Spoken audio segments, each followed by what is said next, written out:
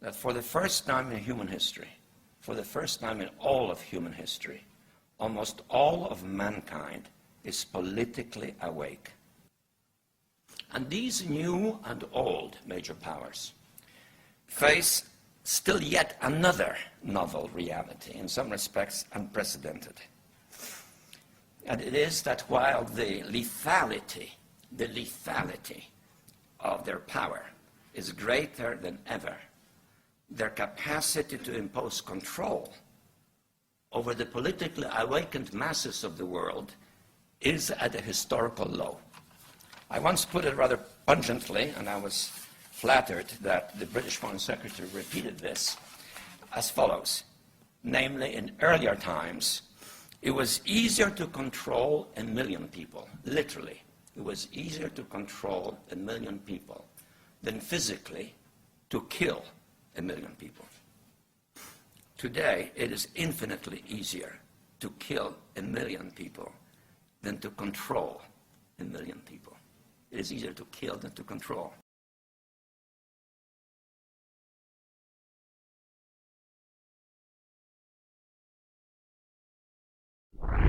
What are you after? Power. What do you think is power? Whips, guns, money? You can't turn men into slaves unless you break their spirit, kill their capacity to think and act on their own. Tie them together, teach them to conform, to unite, to agree, to obey. That makes one neck ready for one leash. They had all this on the shelf somewhere. Ideas of things they would like to do. And they got 9/11 and they said, it's our chance. Go for it. The Patriot Act supersedes, basically, is superseding the Constitution. The U.S. military is making plans for a major outbreak of swine flu. Troops will be used to help civilian authorities. The military has offered to be there to provide testing for H1N1 to the public and also to distribute vaccines once they've been developed. Is in bloom, the PR transmissions will resume. I try to push, try to keep us all down and hope that we will never see the truth around. Another promise, another seed, another package like to keep us trapped in greed. A green belts wrapped around our minds, an endless red tape to keep the truth confined.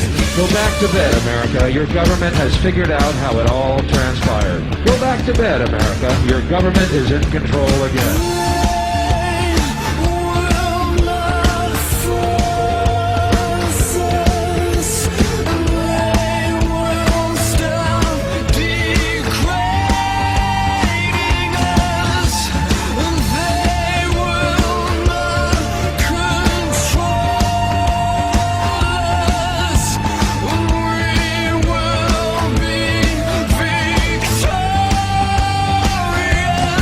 It's too late to complain.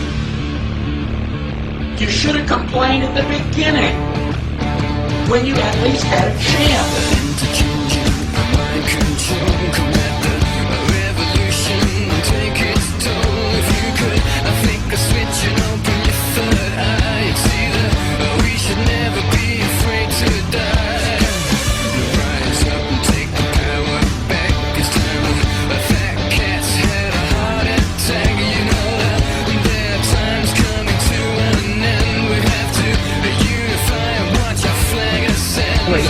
Living in the land of freedom. Here you go, America. You are free to do as we tell you. You are free to do as we tell you.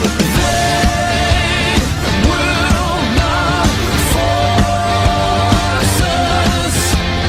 They will stop degrading us.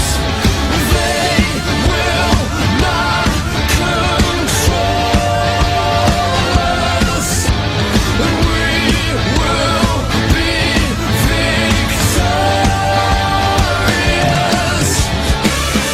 Howard is asked, the question, is it safe? Expediency asks, the question, is it politics? Vanity asks, the question, is it popular? But conscience asks, the question, is it right? And there comes a time when one must take a position that is neither safe, nor politic, nor popular, but he must do it because conscience tells him it is right. And the time design of the machine becomes so odious, makes you so sick at heart that you can't take part. You can't even passively take part. And you've got to put your bodies upon the gears and upon the wheels, upon the levers, by all the apparatus, and you've got to make it stop. And you've got to indicate to the people who run it, to the people who own it, that unless you're fighting, the machine will be prevented from working at all.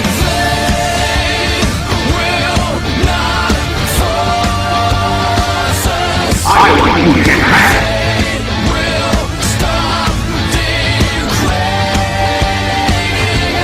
I want you to get mad.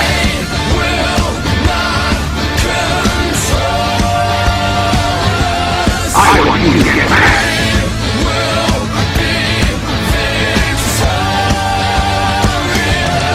It has been said that when in the course of human events, an oppression so revolts its subjects that it becomes necessary to alter or abolish the means of that tyranny. Is it that time when our Bill of Rights is defiled every day? When our adventures abroad threaten our security at home? When the Federal Reserve keeps our free nation enslaved by debt? And now, our nation is drifting dangerously from freedom to fascism. So I have to ask, is it time?